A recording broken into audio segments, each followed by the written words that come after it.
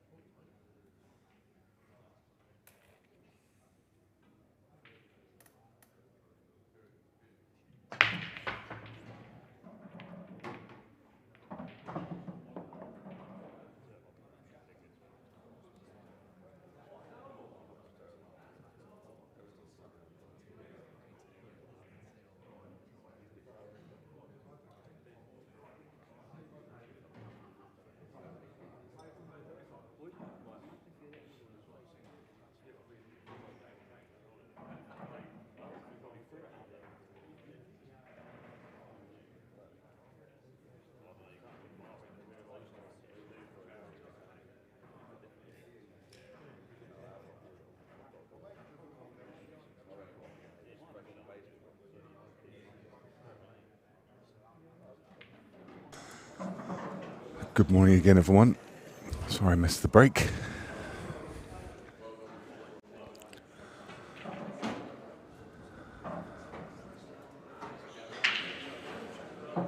So, the second semi-final of the Jason Owen Open. In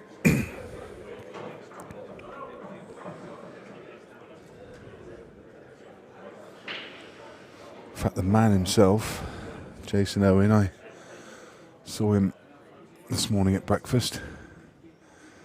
He's here for the event. I'm sure everyone will be familiar with Jason's work. A fine cue maker. Sponsors a lot of the top players.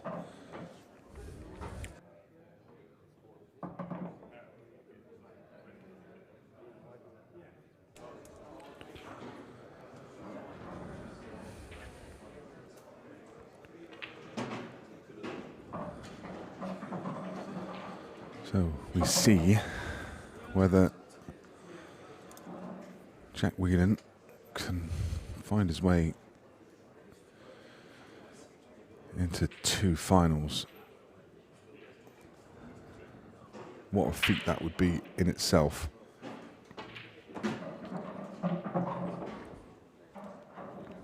Gotta say, he's played fabulously all the weekend. I think it's fair to say, after Jack won that World Championship in the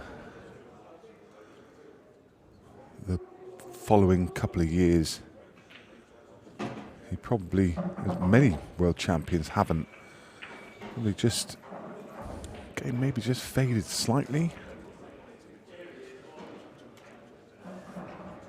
But he looks back at his absolute best. He's a new father. Just 2 weeks ago, his wife gave birth to their second child. This time a daughter. And he spent the last couple of weeks on the practice table, and it's definitely showing. And we get our first look at Dan Eaton-Lees.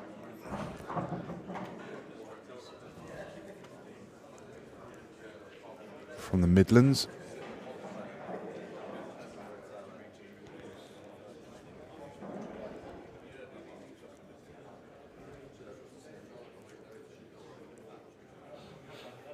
Hails from Warsaw.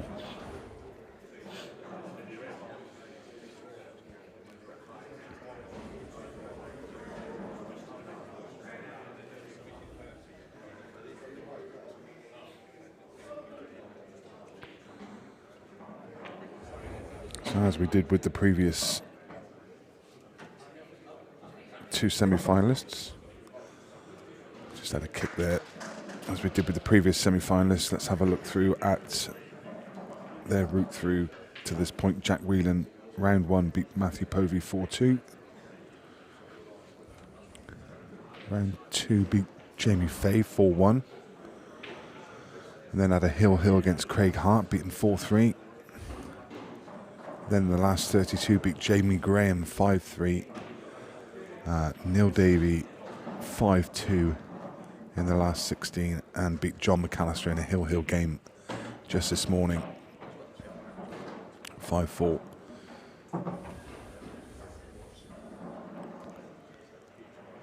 For Dan,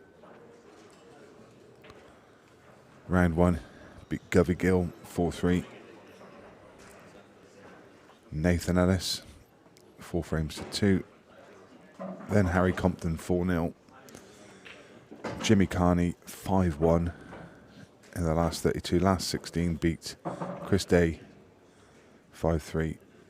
And again, just this morning, beat Callum Singleton 5 frames to 3.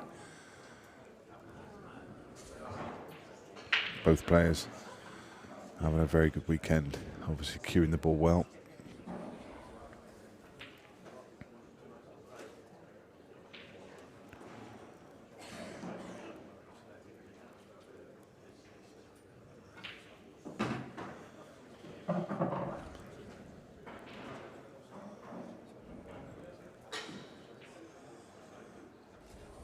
So Dan plays in Region 3, West Midlands.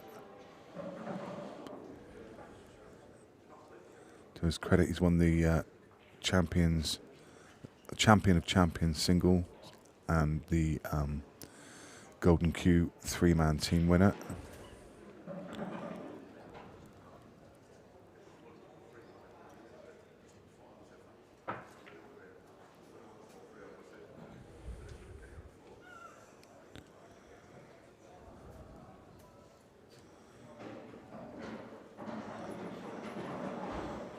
Yeah, just ran out of position and needed to play a little swerve shot.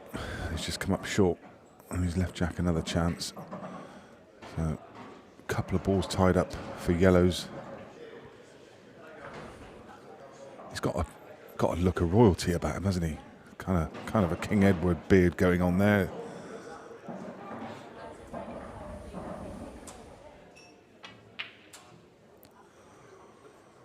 So a miss from Jack, but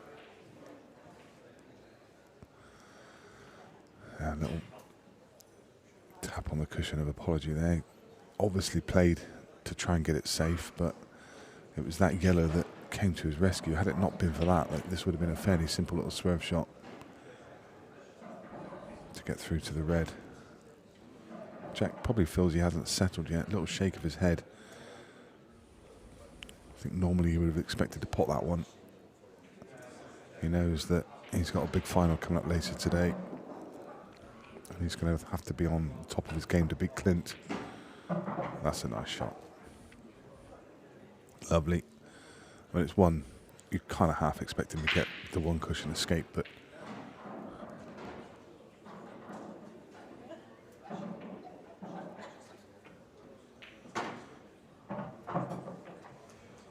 nice. One frame apiece.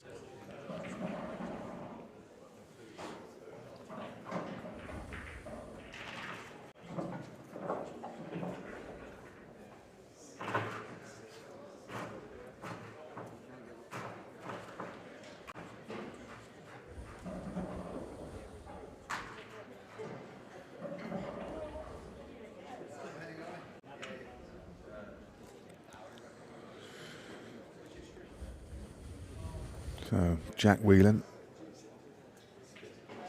2015 world champion.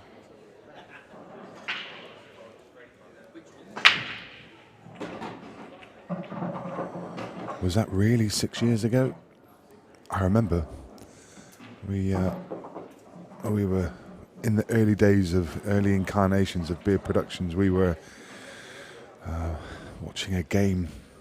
It was probably Craig Lakin playing down in Spenny's at Bridgewater. Might have been Craig Lakin against Max Nosko. And Jack Whelan was off of the back of his 2015 world title. And he was there with Craig Lakin watching that game. And I remember that was the very early doors for Beard Productions. It was, probably, we've been going about a year or so, I would imagine. And I hadn't been commentating for too long. And it was an absolute thrill for me at the time to do a bit of stint of commentary with what was then the current world champion. And little did I know at the time that I would have the opportunity to commentate with many world champions over the years, but that was a real thrill. That was the first time I'd had a chance to commentate with somebody like that. And he did a stint on commentary with me. I remember how exciting that was for me as a pool fan, to be able to share a microphone with Jack Whelan. And, I can't believe that was 6 years ago.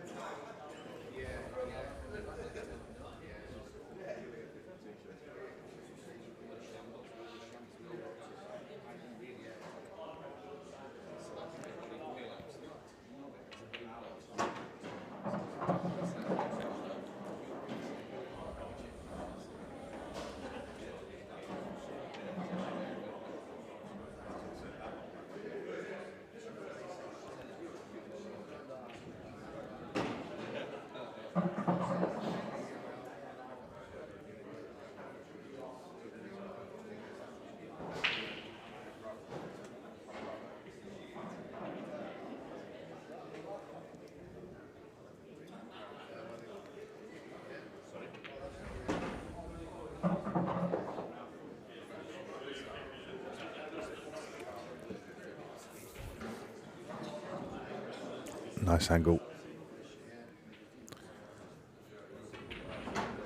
Just a stun up. And now simple yellow again, just to stun out for the black into left centre. I think I can honestly say Jack is curing the ball as well as he ever has.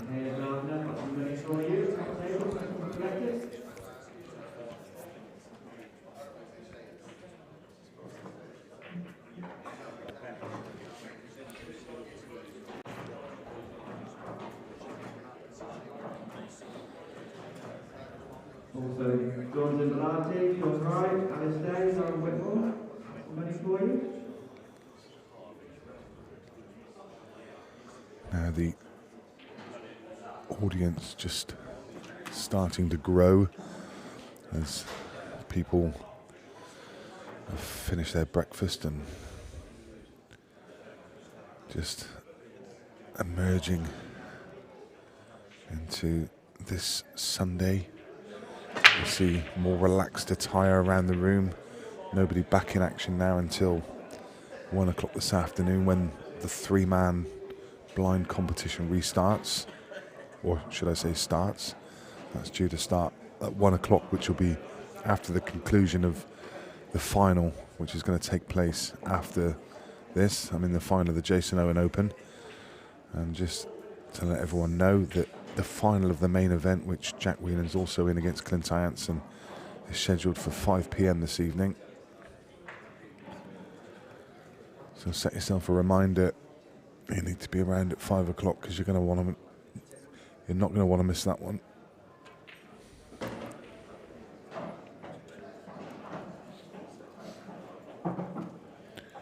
It's amazing looking around the room. You see the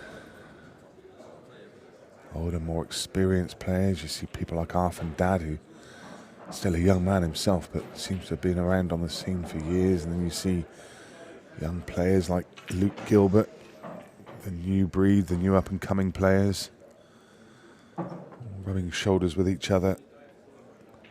It's amazing the fantastic mix you get, and I think that's going to be highlighted in that three-man event. All of the trios were picked yesterday. Everyone goes into the same hat, the ladies, the men, well, anybody really. I mean, even people like Zach Leonard, who are here in a working capacity. They've entered the competition, so he's playing in the three men. The organisers, they're playing as well. So it's going to throw up some amazing games this afternoon. I think that's going to be unique. Should be great fun. And I think there's going to be a real buzz as well when you think there's 28 tables in here, and on every one of the 28 tables there's going to be six people. So you expect to see the best part of a couple hundred people in this room at any one time. It's going to be fantastic.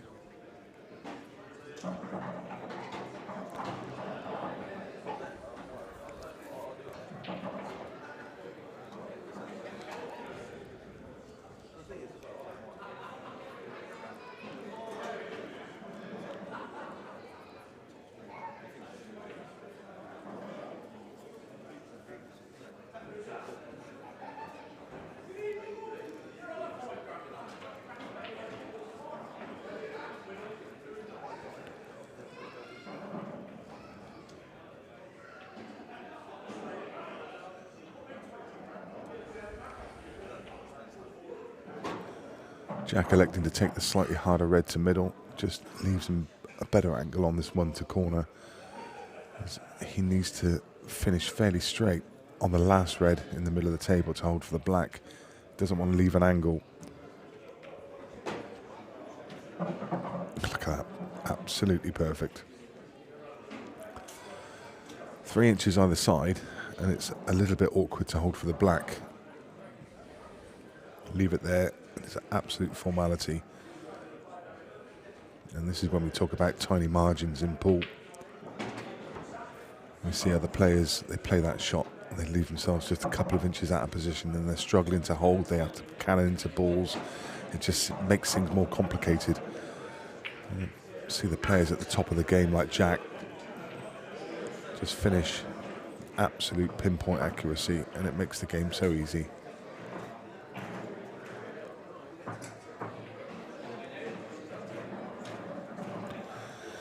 Jack Whelan needs 3 frames to 1 in this race to 5. He just needs 2 more to cement his second final place of the weekend, and what an amazing achievement that would be, remembering that there is a field of some 256 players in each event. How on earth do you play so well to navigate your way through 2 fields of 256 players to get to 2 finals? That is an incredible achievement. But he's not quite there yet. But he will be if he keeps breaking like that. Jack's always had an absolute monster of a break. And there you see it. In fact, I remember all those years ago when I was commentating with Jack Whelan, we were talking about the break. And he actually said that he's more surprised when he doesn't put a ball off the break, because he does have a massive break and high expectations of it. Such an important shot. People underestimate it so much. So many people don't even practice the break, but it's so important. It can be the weapon that wins and loses matches and tournaments. If you're breaking well, it makes the game so much easier.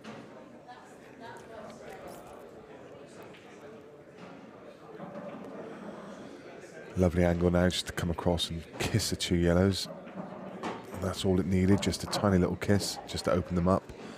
Knew he was going to be on this ball down to bottom right, and now suddenly the frame is open.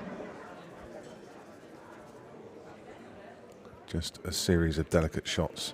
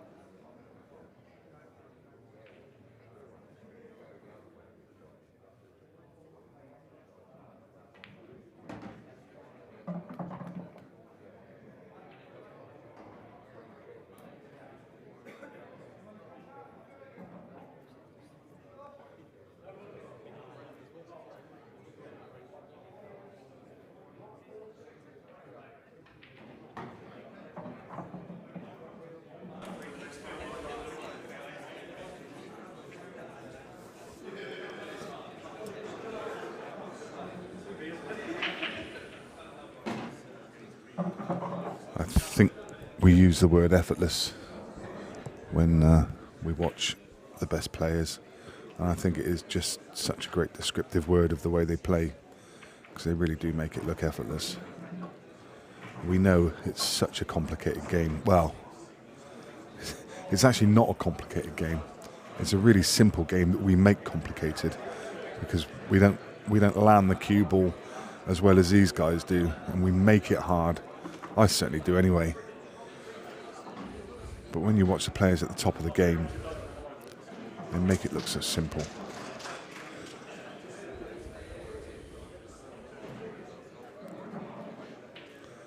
Down with his break cue.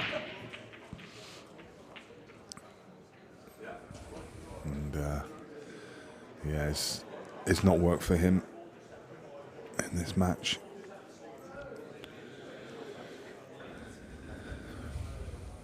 And it's a shame for him, because he's played so well to get to this point. But it's just not clicked in his favour.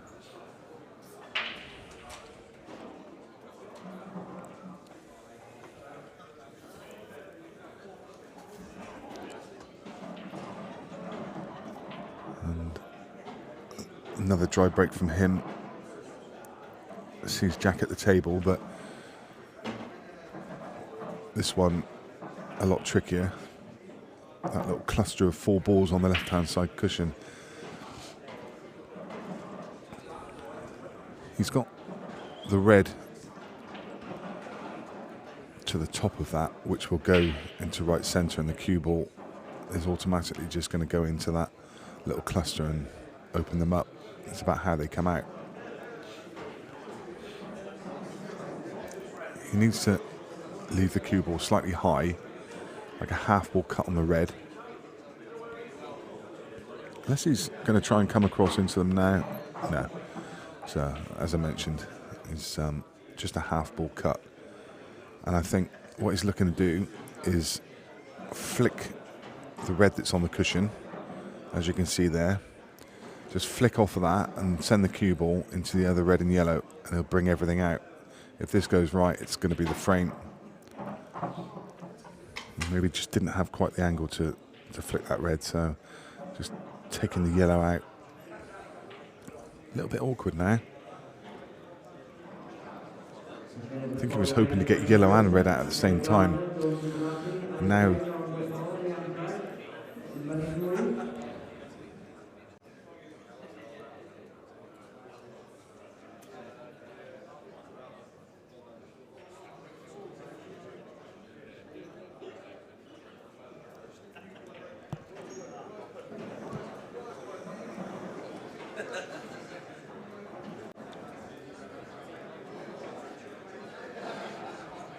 yeah, he's got the red next to the black, but it's what he does next. Yeah, I can understand why he's done that.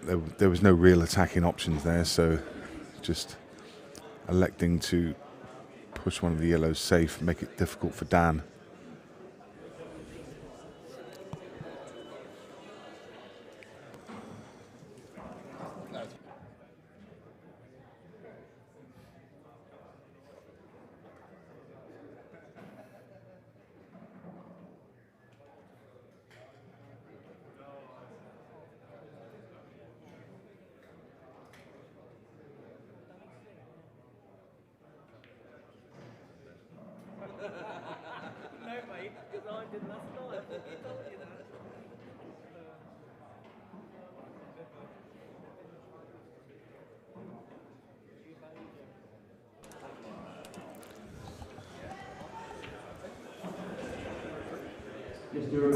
Suddenly the frame's got a slightly different complexion. So we're going to see a little bit of a tactical frame, which is always good to see for a change after we've seen so much. Sean Chipperfield earlier, you're never going to see a tactical frame from him. So it's good to see the contrast in style. And joined on comms now by Mark Shepherd, who's here for the 3-man this morning. Looking forward to that. Yeah, that should be good. It's always a fun format. Random 3-man draw, random who you get drawn against. Always a bit of added pressure, the team one as well. Like when you're playing for yourself, you've only got yourself to blame if you do it wrong, but you kind of feel a bit responsible if you let the rest of your team down. So Dan just going to move the yellow off the cushion. He left the top snooker. So I assume this has been a pretty quick match, given it started at, 11 o'clock and 4-1 already? Yes. Yeah, it does, yeah.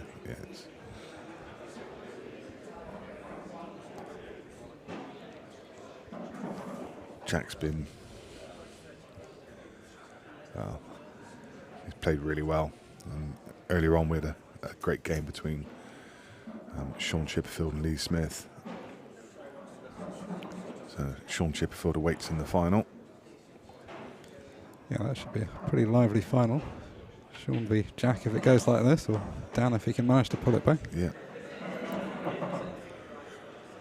And Jack's starting to look like the form player of the weekend, doesn't he? 2 finals back to back. Yeah, I was saying earlier what an amazing achievement it is. So is he going to take the yellow long to maybe pot it off the yellow at the bottom of the table and try and open things up? Looks like that may be what he's targeting, unless... Yeah. So playing the yellow to the left of the table, cushion first to play it off of the yellow that's near the pocket. And if he plays it with a bit of pace, he may be able to send that yellow across into the cluster and open things up. So you could see this one travelling at speed. He needs a bit of luck though.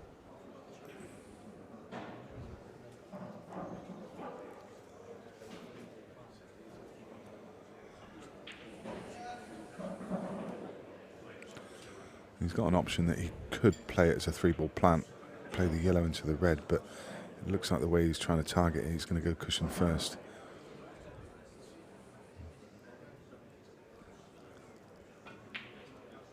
He played it at a controlled weight.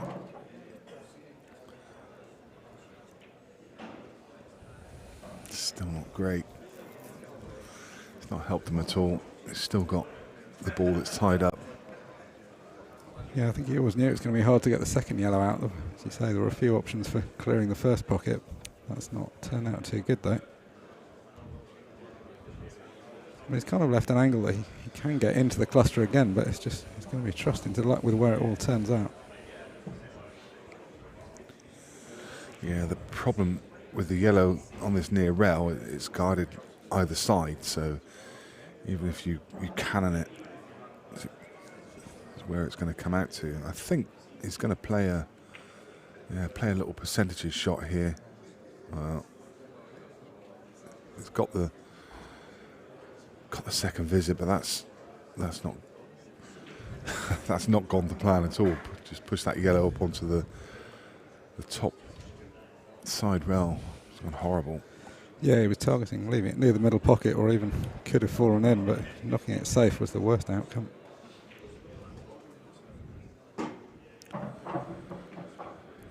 And I don't think he's got any angle here to move it, so can't do much with the cue ball because it's on the rail, so may just be forced into leaving some kind of double. He's just looking at leaving the cue ball in bulk somewhere to leave like a reverse double, but the yellow, I mean, it's not in a nice position to be able to double it, is it? It's when they're tight on the cushion, they just seem to bounce differently. Yeah, and there's also a bit to think about because the black doesn't go into one of the corner pockets. It matters where the white is as well. Yeah.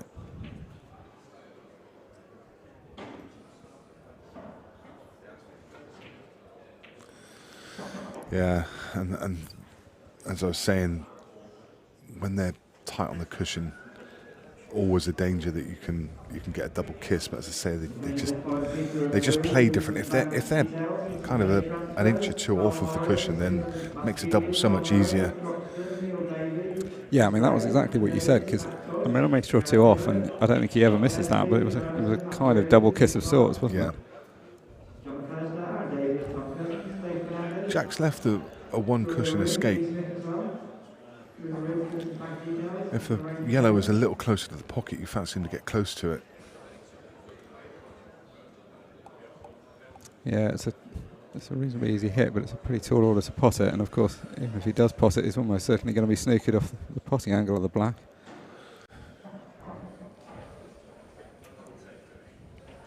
It's not an attractive position when you're 4-1 down as well, because you know that the last mistake could be the end of the match.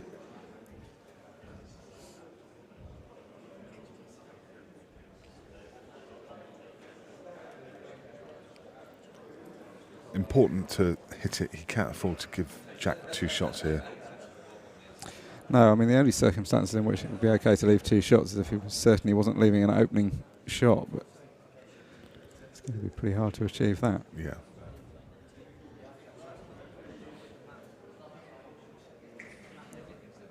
Because even though Jack's got this one that looks difficult at the bottom of the screen as we look, I think it goes past the black, so it's not going to be that difficult. Or could obviously be doubled if required. I think Dan's just looking there to see if this was touching ball. If it is touching ball, it's even more restrictive of where he can hit that side cushion.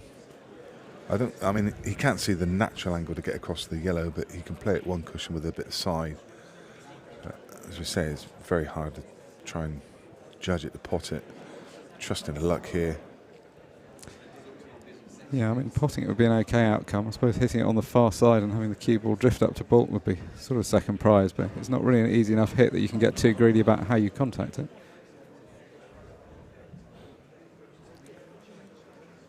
Doesn't matter, of course, that whether it's touching the black in the sense it doesn't affect the shot, but it, as you say, it does affect how much of the cushion he can see. If it's that close to the black, his options are limited. It's difficult to see a deliberate foul that's favourable to him as well.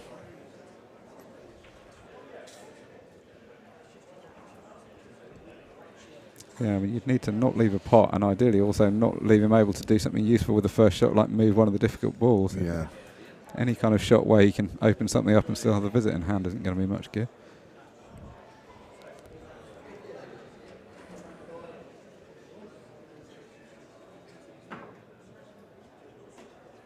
Oh, that's a bit unlucky to miss it as narrowly as that. Having said that, I mean, I was just exploring the options in my mind about a DF and leaving the cue ball up in the right hand jewels, and actually it's not the worst result because it takes away an attacking shot from Jack, and that's not the result he was looking for. As it turns out, that's worked out brilliantly for Dan. I mean, Jack's got a wry smile on his face because he's having a look over at Dan, because I think that's exactly what, if Dan could have done something, that's exactly what he would have wanted to do, is get the black over the pocket with these two reds behind it, and now a very tough ask for Jack. So I think he's going to play the red to try and just nudge the black out. and leave the snooker at the same time. Has he come too far? I think he's okay. Yeah, he's left the snooker. Just cue ball rolled a little bit further than he wanted. Another quarter of a roll, and he left down a shot. Still shaking his head over in the corner. I don't think he can quite believe what happened. No, there wasn't a lot of space, but he was thinking that as long as he got the red behind the black, he was at least going to get somewhere near the pocket and wouldn't knock the black in the way, but he caught it far too thick in the end. Easier escape, obviously, this time for Dan, but a similar sort of equation where simply hitting the ball isn't quite enough. Yeah, now Jack's got that ball over the pocket. It kind of takes away the options that... And maybe an option again to leave the cue ball in the jaws, perhaps now of the top left pocket. I mean, the thing is, if you're ever going to deliberate foul, you want to try and find a position on the table where the oncoming player can't pot with their first shot. So basically, they're wasting their first shot. I think he'll play this at such a weight that it goes up to balk if he does miss it. Yeah. That's... Yeah. Left Jack a plant to open his account. I think he'll be going game here, 4-1 up, just needing this one frame. Oh, wow. Well, not left anything. No, I mean, kind of okay, I guess. It's not what he wanted, but... I mean, it's... Dan's just gone about 25-1 for this frame now, and he's got the yellow at the top of the table. There's absolutely nothing he can do with the black. Jack's a heavy favourite now.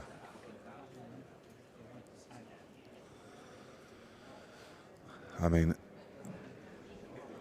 you do kind of see these shots where if he can get the white out to the bottom cushion, he can come kind of cushion first and then half ball. Well, it's about as good as he could have done. So cushion first, half ball the black into the side, and then so he's targeting the black into the middle here. Yeah, it's not a bad angle. He's going to come close to double kissing it, but if he can get the white out of the way. No, cue ball. And that is going to be the last part that Dan plays.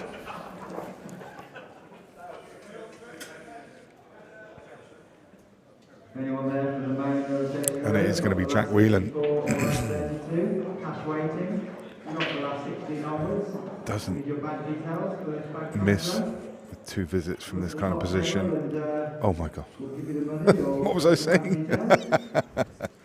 He hasn't missed yet. Is what with ball in hand, you might have just rolled that along down the table, but anyway, it doesn't make any difference. No.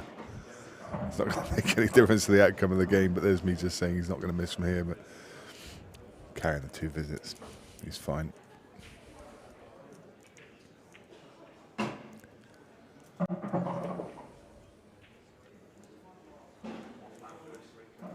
just one more positional shot to play.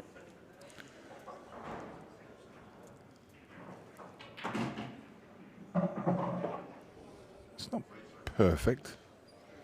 No, I mean, he's not going to miss it, but he's left it in a place you could. It's not quite as easy as you want for the match.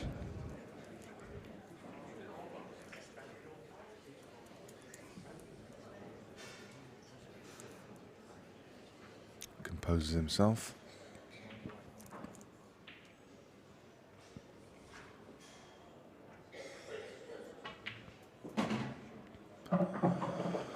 And it is indeed Jack Whelan with this black, who's going to get himself into yet another final this weekend. And as I've already mentioned earlier in commentary, what an incredible achievement that is in a 256-man field of this calibre. To get through to 2 finals is something amazing. Yeah, and it really is. You do see it surprisingly often that one player is in such good form, but I mean, it's incredible, isn't it? How many matches he's had to win in both sides of, or both bits of the tournament. Yeah. Yeah. Amazing. What a weekend he's having. Well, we're going to have the final action. We're going to be back with that action. I think the players are just going to take a short break. We're going to reset things here. The final is scheduled for midday, so give us 20 minutes to get things set up, and we'll be back with you and back with the action. And we'll see if Jack can get his first title of the weekend under his belt. Sean Chipperfield stands in his way. Come back with the action and find out who's going to win that match.